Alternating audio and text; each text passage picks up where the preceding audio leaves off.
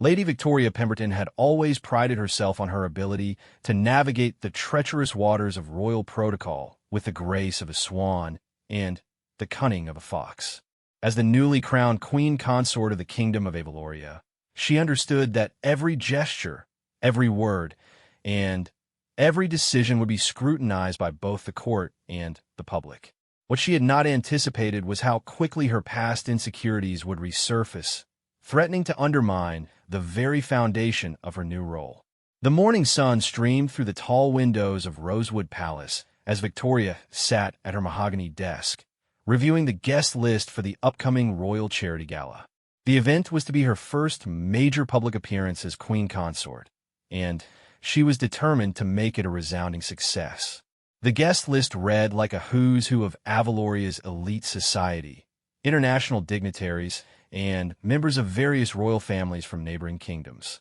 As her eyes scanned the carefully typed names, one entry made her pause. Princess Isabella Thornfield, the king's younger sister, was listed among the attendees. Victoria's grip on her gold-plated pen tightened almost imperceptibly. Princess Isabella, with her effortless charm and unwavering popularity among the people, represented everything that Victoria felt she was not. Where Victoria had to work tirelessly to win approval, Isabella seemed to earn it simply by existing. The relationship between Victoria and Isabella had always been complex. During Victoria's courtship with King Alexander, Isabella had been politely cordial, but never truly welcoming. There was an unspoken tension that hung between them like morning mist, neither openly acknowledged nor easily dismissed. Victoria often wondered if Isabella saw her as an outsider, someone who had married into the family rather than been born into it. Margaret Whitmore, Victoria's private secretary and closest confidant, entered the room carrying a silver tray with tea and morning pastries. Margaret had served the royal family for over 20 years and possessed an almost supernatural ability to sense the mood of those around her. She noticed immediately the slight furrow in Victoria's brow as she studied the guest list. "Your Majesty," Margaret said softly, setting the tray down on a side table. "Is there something troubling you about the arrangements for the gala?" Victoria looked up, forcing a smile that didn't quite reach her eyes. "Oh, it's nothing of consequence, Margaret. I was simply reviewing the guest list to ensure we haven't overlooked anyone important." Margaret approached the desk, her experienced eyes catching the name that had caused Victoria's pause. Princess Isabella has always been a devoted supporter of the children's charity. Her presence at the gala will certainly add to the event's prestige. "Of course," Victoria replied, though her tone suggested otherwise. "I simply want to ensure that the seating arrangements are perfect. As you know, first impressions are lasting ones, and this event will set the tone for my future endeavors as Queen Consort." The truth was far more complicated than Victoria was willing to admit, even to Margaret. Since her marriage to King Alexander 6 months ago, Victoria had been acutely aware of the comparisons drawn between herself and Isabella. The princess was everything the people expected from royalty: graceful, witty, genuinely caring, and possessed of an almost mystical ability to connect with people from all walks of life. Victoria, despite her noble birth and extensive education, often felt like she was performing rather than simply being. The previous week, Victoria had attended a hospital visit where she was meant to comfort children recovering from various illnesses. While she had prepared extensively, memorizing each child's name and condition, the visit had felt stiff and formal. The children had been polite, but not particularly engaged.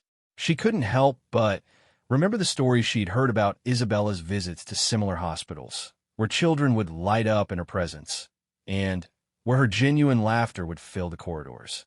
These thoughts were interrupted by a knock at the door. King Alexander entered, his tall frame filling the doorway as he surveyed the room with the easy confidence that came from a lifetime of royal training. At 42, he was still remarkably handsome, with silver threading through his dark hair and kind eyes that had first captured Victoria's heart during a diplomatic function 3 years ago. "Good morning, my dear," he said, crossing the room to kiss Victoria's forehead. I trust you're making good progress with the gala preparations? Indeed, Victoria replied, grateful for the distraction from her troubling thoughts. Margaret and I were just reviewing the final details. I believe it will be quite the success. Alexander picked up the guest list, scanning it with practiced efficiency. Excellent turnout. I see Isabella is attending. She'll be pleased to support the cause. She's been advocating for increased funding for children's hospitals for years. Victoria felt a familiar pang of inadequacy. Even in casual conversation, Isabella's virtues seemed to shine through effortlessly. Yes, I'm certain her presence will be most welcome. Have you given any thought to the seating arrangements? Alexander continued, seemingly unaware of his wife's internal struggle. Isabella mentioned that she'd prefer to sit with the hospital administrators so she can discuss potential future partnerships. You know how passionate she is about these causes. This comment struck Victoria more deeply than Alexander could have imagined. Not only was Isabella attending the gala, but she was also already making strategic plans to maximize the event's impact.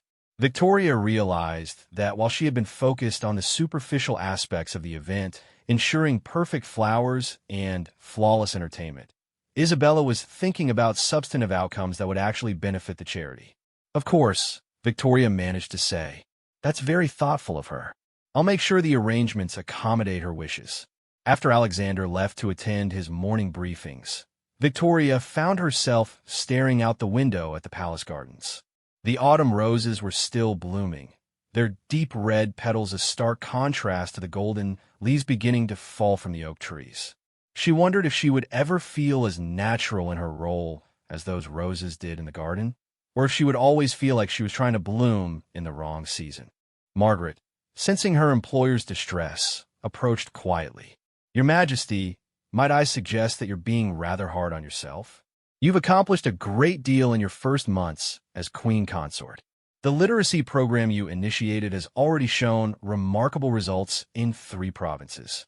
Victoria turned from the window, grateful for Margaret's attempt at encouragement, but not entirely convinced. "Thank you, Margaret, but I sometimes wonder if I'm approaching my role correctly. Perhaps I should be more like Princess Isabella, more naturally engaging with people."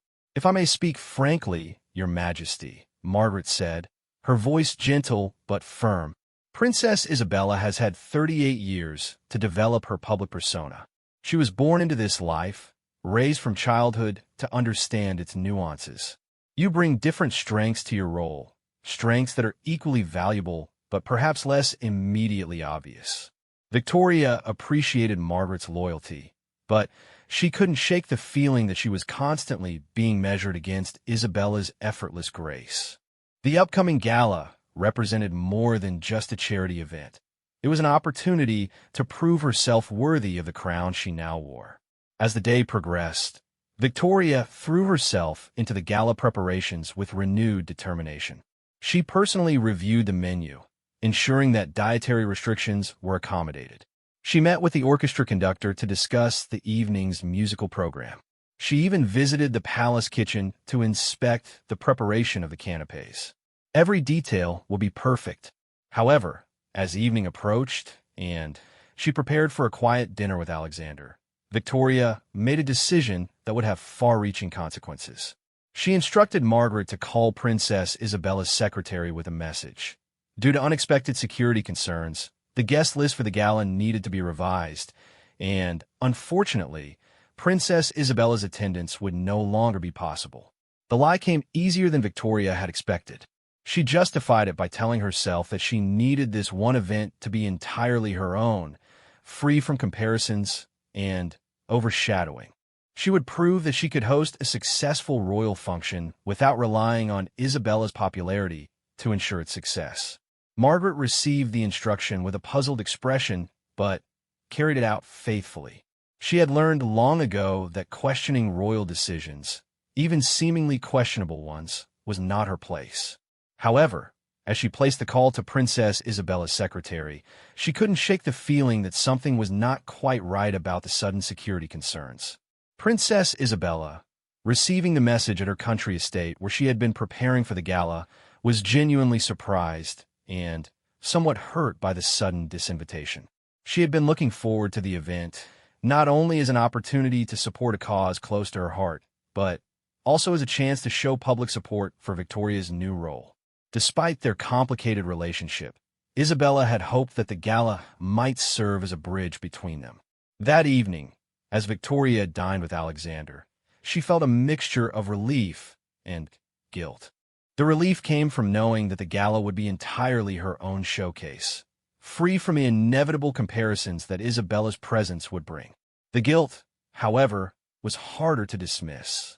She knew that her decision had been motivated more by personal insecurity than by any genuine security concerns. Alexander, unaware of his wife's machinations, spoke enthusiastically about the upcoming event. I received several calls today from dignitaries confirming their attendance. The ambassador from Caldonia mentioned that he's particularly looking forward to meeting you properly. This could be an excellent opportunity to strengthen our diplomatic relationships. Victoria nodded, trying to focus on the positive aspects of what she had done rather than dwelling on the deception. I'm confident it will be a memorable evening. The charity will certainly benefit from the generous support of our guests. As they finished their meal, Alexander mentioned casually, I spoke with Isabella this afternoon. She seemed disappointed about not being able to attend the gala due to the security concerns. I assured her that we would arrange a private meeting with the hospital administrators at a later date. Victoria's heart skipped a beat. She had not anticipated that Alexander would speak directly with his sister about the disinvitation. Of course, that sounds like an excellent alternative arrangement. She did mention that the security concerns seemed rather sudden, especially since she hadn't heard anything from her usual royal protection detail. But I explained that sometimes these things develop quickly and it's better to be overly cautious. The guilt that Victoria had been suppressing suddenly intensified. She realized that her deception was now involving Alexander, who was unknowingly supporting her lie with his own explanations to his sister. The web of deceit was becoming more complex than she had intended. That night, as Victoria lay in bed listening to Alexander's peaceful breathing beside her, she stared at the ceiling and wondered if she had made a terrible mistake. The gala was still 3 days away, but already she felt the weight of her deception pressing down on her like a heavy crown. She thought about Isabella, alone in her country estate, probably wondering what security threat could have materialized so suddenly. She thought about the hospital administrators who would miss the opportunity to discuss their needs directly with one of their most passionate supporters. Most of all, she thought about the children who might ultimately suffer because she had allowed her personal insecurities to override the greater good. As sleep finally began to claim her, Victoria made a silent promise to herself that the gala would be so successful that it would justify her decision. She would prove that she could be an effective queen consort in her own right, without living in Isabella's shadow. The success of the evening would validate her choice, and perhaps, in time, she would find a way to make amends for the deception. But, even as she drifted off to sleep, Victoria couldn't shake the feeling that she had set in motion events that would have consequences far beyond a single evening's entertainment. The crown she wore had never felt heavier than it did that night, weighed down not just by its physical gold and jewels, but by the moral compromises she had made in its name. Hashtag a crowned shadow. Part 2. The morning of the Royal Charity Gala dawned crisp and clear, with golden sunlight filtering through the palace windows like liquid amber. Victoria awoke with a mixture of anticipation and anxiety coursing through her veins. Today would mark her debut as a solo hostess for a major royal event, and she was determined that everything would proceed flawlessly. The palace had been transformed overnight into a glittering showcase of elegance and sophistication. Crystal chandeliers had been polished to perfection, casting rainbows of light across the marble floors. Fresh floral arrangements of white roses, pale pink peonies, and eucalyptus branches adorned every available surface, filling the air with their delicate fragrance. The grand ballroom, with its soaring ceilings and ornate moldings, looked like something from a fairy tale. Victoria stood in her private dressing room, watching as her team of stylists made final adjustments to her gown. She had chosen a stunning sapphire blue creation by the kingdom's most celebrated designer, its silk fabric flowing like water around her slender frame. The dress featured intricate beadwork that caught the light with every movement, and a modest train that would photograph beautifully as she descended the palace's grand staircase. "Your Majesty looks absolutely radiant," proclaimed Helena Marchand, the palace's head stylist, as she made a final adjustment to Victoria's diamond and sapphire tiara. The piece had belonged to Queen Alexandra, Alexander's grandmother, and wearing it made Victoria feel connected to the long line of queens who had come before her. Margaret entered the dressing room, carrying Victoria's evening gloves and a small velvet box containing her jewelry for the evening. "The guests are beginning to arrive, Your Majesty. The photographers are in position, and the receiving line is prepared according to your specifications." Victoria nodded, taking a deep breath to steady her nerves.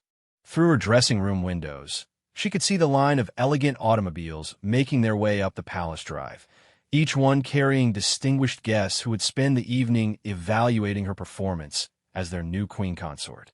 "Has there been any word from Princess Isabella's household?" Victoria asked, trying to keep her voice casual despite the guilt that had been gnawing at her since making her deceptive decision. "No, Your Majesty," Margaret replied, though I believe His Majesty mentioned that she had sent her regrets along with a generous donation to the charity. She apparently wished you great success for the evening. This information only deepened Victoria's sense of unease. Isabella's gracious response to the disinvitation made her own behavior seem even more petty and unnecessary. Here was a woman who had been excluded from an event she cared about deeply, yet she still chose to support both the charity and Victoria's efforts. It was exactly the kind of noble behavior that made Isabella so beloved by everyone who knew her. The sound of orchestral music drifted up from the ballroom below, signaling that the evening had officially begun. Victoria made her way through the palace corridors, her heels clicking softly against the polished marble floors. Palace staff lined the hallways, bowing respectfully as she passed. Their faces showed genuine pride and anticipation, and Victoria realized that the success of this evening would reflect not just on her, but on everyone who had worked tirelessly to make it perfect. King Alexander was waiting for her at the top of the grand staircase, resplendent in his formal military dress uniform adorned with ceremonial medals and the blue sash of the Order of Avaloria. When he saw Victoria approaching, his face lit up with genuine admiration and love. "My dear, you look absolutely magnificent," he said, taking her gloved hand and raising it to his lips. "I've never been more proud to have you by my side." Together, they descended the staircase to thunderous applause from the assembled guests.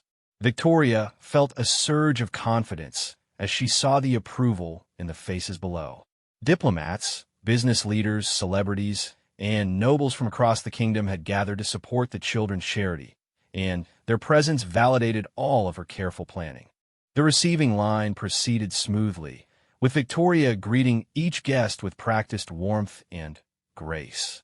She remembered names, made appropriate small talk about mutual acquaintances, and expressed genuine interest in her guests' various charitable and professional endeavors. The months of coaching from royal protocol experts were paying off handsomely. Lord Geoffrey Whitfield, the ambassador from a neighboring kingdom of Caldonia, was particularly impressed by Victoria's knowledge of his country's recent cultural exchange programs. "Your Majesty, I had heard wonderful things about your attention to international relations, but your depth of understanding exceeds even those generous reports," he said with a respectful bow. Lady Catherine Ashworth, one of the kingdom's most influential socialites, and a patron of numerous charities, gushed about the evening's arrangements. "My dear Queen Consort, this is absolutely the most elegant charity gala I have attended in years. The attention to detail is extraordinary, and the cause could not be more worthy." As the evening progressed, Victoria found herself relaxing and genuinely enjoying the festivities. The orchestra performed beautifully, the catered dinner was flawless, and the auction portion of the evening raised an impressive sum for the Children's Hospital. Guest after guest approached her with compliments about the organization, the ambience, and her own grace as hostess. During the auction, Victoria herself participated actively, bidding on several items and encouraging others to be generous. When a week's holiday at a luxury resort was being auctioned, she playfully bid against the finance minister's wife, driving the final price up considerably while keeping the audience entertained with her good-natured competitive spirit. "Ladies and gentlemen," the auctioneer announced, "I am delighted to report that tonight's auction has raised over £200,000 for the Children's Hospital Foundation, a record amount for this annual event." The ballroom erupted in applause, and Victoria felt a genuine sense of accomplishment. This was what she had hoped for, a successful event that would benefit children in need while establishing her credibility as an effective royal hostess. She began to feel that perhaps her decision to exclude Isabella had been justified after all. However, as the evening wound down and guests began to take their leave, Victoria overheard a conversation that made her stomach drop. Lady Margaret Pemberton, a distant cousin of Victoria's and a notorious gossip, was speaking with the Duchess of Millfield near the coat check area.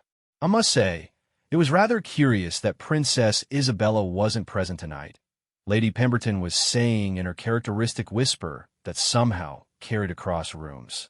"Everyone knows how devoted she is to children's charities. I cannot imagine what sort of security concern would have prevented her attendance, especially when every other member of the royal family was able to attend safely." The Duchess nodded thoughtfully. "Indeed, it does seem odd. Isabella has never missed this particular fundraiser in the past 8 years. And she looked perfectly well when I saw her at Lady Worthington's garden party just last week. Perhaps there's more to the story than we've been told." Victoria felt her cheeks flush hot with embarrassment and guilt. She had not anticipated that Isabella's absence would be so notable to the other guests, nor that people would begin to question the official explanation for her absence. The success of her evening was suddenly overshadowed by the realization that she had created a mystery that people would undoubtedly discuss and speculate about. As she and Alexander bid farewell to their final guests, Victoria tried to maintain her composure despite her growing anxiety. The evening had been a triumph by any objective measure, but the seeds of doubt about her decision were beginning to take root in her mind. Once they were alone in their private chambers, Alexander loosened his formal jacket and settled into his favorite armchair with a satisfied sigh. "My dear, that was absolutely spectacular. I received nothing but compliments about your hosting abilities, and the amount raised for the charity exceeded all expectations. You should be very proud of yourself." Victoria managed a smile as she began removing her jewelry, though her hands trembled slightly as she unclasped her necklace. "Thank you, darling. I'm certainly relieved that everything went according to plan. I do hope Isabella wasn't too disappointed about missing it," Alexander continued thoughtfully. "I spoke with her security detail this afternoon, and they seemed rather confused about what threats might have necessitated her absence. Perhaps the intelligence was received through different channels." Victoria's heart began racing. She had not anticipated that Alexander would follow up on the security concerns with Isabella's protection detail. Her simple lie was becoming increasingly complex, requiring additional deceptions to maintain its credibility. "I'm certain the security services know what they're doing," she replied carefully. "Perhaps it was just an abundance of caution." Alexander nodded, but Victoria could see a slight furrow in his brow that suggested he was not entirely satisfied with this explanation. She realized that her husband was far too intelligent and conscientious to simply accept convenient explanations without some degree of investigation. Over the following days, Victoria tried to put the gala behind her and focus on her upcoming engagements. She had several school visits planned, a meeting with the Women's Institute, and preparations for a state dinner honoring visiting dignitaries from 3 neighboring kingdoms. The success of the gala had indeed elevated her standing among the palace staff and in the preliminary press coverage, just as she had hoped. However, her satisfaction was increasingly undermined by a series of small incidents that reminded her of the deception she had perpetrated. Alexander mentioned receiving a thank-you note from the Children's Hospital Foundation that specifically noted their disappointment at Princess Isabella's absence. given her long history of support for their work. Margaret brought her several newspaper clippings that mentioned the gala favorably, but also noted the mysterious absence of the popular princess. One Society columnist wrote, "While Queen Consort Victoria's first major solo event was undoubtedly a success, one could not help but notice the absence of Princess Isabella, whose passionate advocacy for children's causes is well known throughout the kingdom. We hope that whatever security concerns prevented her attendance have been satisfactorily resolved." Most troubling of all was a conversation Victoria overheard between two senior palace staff members. They were discussing the upcoming state dinner preparations when one mentioned that Princess Isabella had specifically requested to attend that event to show family unity during the international visitor's stay. "It's strange," one of the staff members said. "Her Royal Highness seems particularly eager to be visible at public functions lately, almost as if she's trying to compensate for missing something important recently." She began to understand that effective leadership required not just the ability to organize successful events, but also the integrity to be honest about one's motivations and decisions. As the week progressed, Victoria knew that she would need to find a way to address the situation she had created. The success of the gala no longer felt like validation of her decision. Instead, it felt like evidence that she could have achieved the same results without resorting to deception and exclusion. The crown that had felt so light and natural during the triumphant moments of the gala now seemed to weigh heavily on her head, a constant reminder that royal privilege came with corresponding responsibilities that she was only beginning to understand. #A Crowned Shadow. Part 3. The revelation came on a Tuesday morning, exactly 10 days after the charity gala, in the most unexpected and devastating way possible. Victoria was in her morning room, reviewing correspondence and preparing for a visit to the Royal Botanical Gardens, when Margaret entered with an expression of barely contained distress.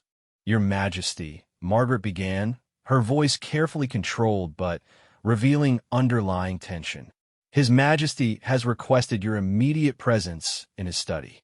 He seemed quite concerned about something urgent. Victoria felt a chill run down her spine despite the warm autumn sunshine streaming through the windows. Alexander rarely summoned her to his study during morning hours, preferring to save serious discussions for their private evening time together. The formal nature of the request suggested something significant had occurred. She found Alexander standing behind his imposing oak desk, his usually warm demeanor replaced by an expression of confusion and concern that she had rarely seen in their 3 years of marriage.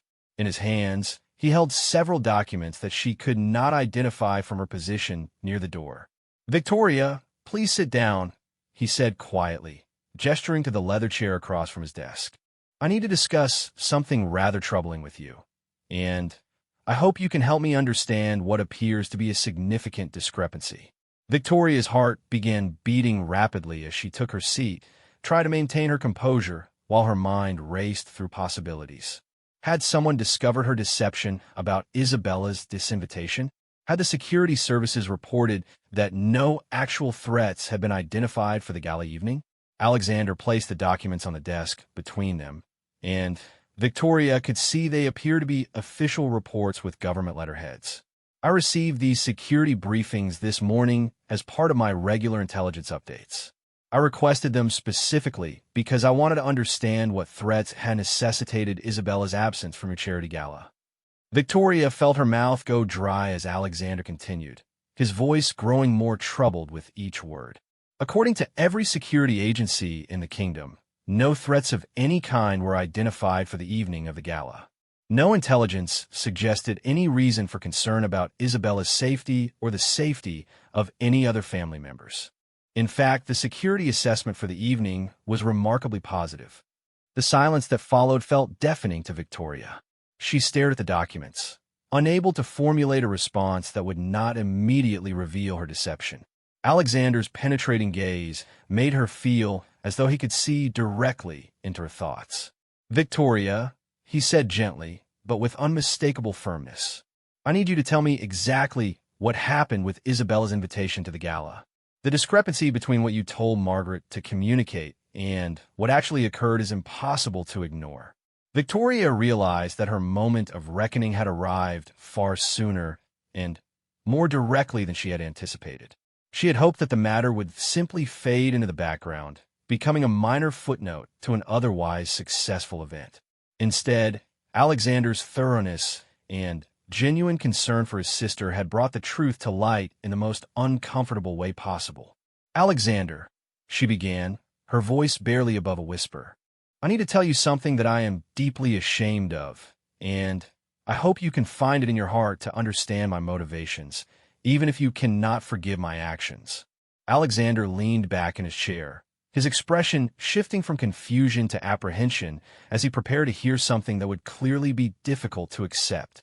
The grandfather clock in the corner of the room ticked loudly in the silence, marking each second of Victoria's internal struggle. "I disinvited Isabella from the gala myself," Victoria admitted, the words feeling like stones in her mouth. "There were no security concerns. I instructed Margaret to contact Isabella's secretary with that explanation because I wanted the evening to be entirely my own achievement, without any overshadowing from Isabella's popularity and natural charisma." Alexander's face went through a series of expressions: surprise, disappointment, and, finally, a kind of sad understanding that somehow hurt Victoria more than anger would have. He rubbed his temples slowly, processing the implications of what his wife had just confessed. "Victoria," he said after a long pause, "help me understand this decision. Isabella has been nothing but supportive of your transition into royal life. She specifically mentioned to me several times how much she was looking forward to the gala, both to support the charity and to show public solidarity with your new role as queen consort." The weight of Alexander's words hit Victoria like a physical blow. She had been so focused on her own insecurities and perceived competition with Isabella that she had completely misinterpreted the princess's intentions. Isabella had not been planning to overshadow the event. She had been planning to support it and, by extension, to support Victoria. "I know," Victoria whispered, tears beginning to form in her eyes. "I realize now how terribly wrong I was. I was so afraid of being compared unfavorably to Isabella that I convinced myself she would somehow diminish my own accomplishments. I wanted to prove that I could succeed without living in her shadow." Alexander stood and walked to the window, looking out at the palace gardens where gardeners were tending to the autumn flower beds. Victoria could see the tension in his shoulders and knew that her confession had wounded him deeply, not just as a husband, but as a brother who loved his sister dearly. "Do you have any idea," Alexander said quietly, still facing the window, "how confused and hurt Isabella has been over this? She called me yesterday, wondering if she had somehow offended you or failed to show appropriate respect for your new position. She was considering whether she should publicly apologize for some imagined slight that might have resulted in her exclusion." This revelation was more than Victoria could bear. She had not only deceived her husband and excluded her sister-in-law, but she had also caused Isabella to doubt herself and worry that she had somehow failed in her duty as a family member. The generous, thoughtful woman who had sent regrets and a donation despite her hurt feelings was now questioning her own behavior. "Alexander, I am so deeply sorry," Victoria said, standing and approaching him carefully. "I know that my actions were inexcusable. I allowed my own insecurities to override my judgment, and in doing so, I hurt not only Isabella but also you and the very charity I was trying to help." Alexander turned to face her, and Victoria could see the disappointment and confusion in his eyes. "Victoria, I need to understand how the woman I married, someone I believe to be fundamentally honest and kind, could make such a calculated decision to deceive not just Isabella, but me as well. You allowed me to unknowingly perpetuate your lie when I spoke with her about security concerns. This aspect of her deception, one she had tried not to think about too deeply, now loomed as perhaps the most damaging. She had not just lied to exclude Isabella. She had manipulated Alexander into unknowingly supporting her deception, making him complicit in hurting his own sister. "There is no excuse for what I did," Victoria said, her voice breaking slightly. I can only say that I was overwhelmed by feelings of inadequacy and fear of not measuring up to Isabella's natural abilities as a royal family member. But I understand now that my behavior was not just wrong, it was cruel and destructive. Alexander moved back to his desk chair and sat down heavily, suddenly looking older than his 42 years. Victoria, this isn't just about the gala or even about Isabella's feelings, though those are certainly important. This is about the foundation of trust that our marriage and your role as queen consort must rest upon. How can I be confident in your judgment on matters of state if you're making decisions based on personal jealousy rather than the greater good? This question struck at the heart of Victoria's deepest fears about herself. She had always wondered if she was truly worthy of the crown she wore, and now her own actions seemed to prove that her doubts had been justified. She had failed not just as a sister-in-law, but as a leader and as a partner to Alexander. I understand your concerns, Victoria replied, and I acknowledge that my behavior has damaged your trust in me. I can only promise that I will do everything in my power to make amends and to prove that I can be the queen consort that you and the kingdom deserve. Alexander looked at her for a long moment, his expression softening slightly, but still showing the strain of disappointment. Victoria, I love you, and I believe that you are fundamentally a good person who made a terrible mistake. But this situation cannot be left as it stands.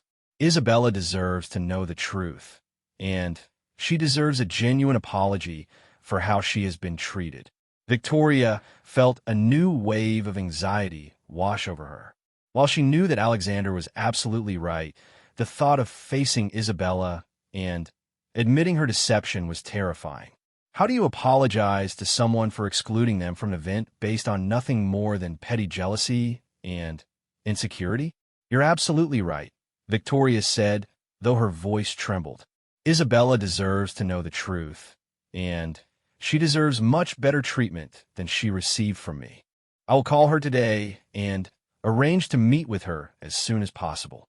Actually, Alexander said, his tone becoming more decisive, Isabella is coming to the palace tomorrow afternoon for a meeting about her upcoming charity tour of the northern provinces.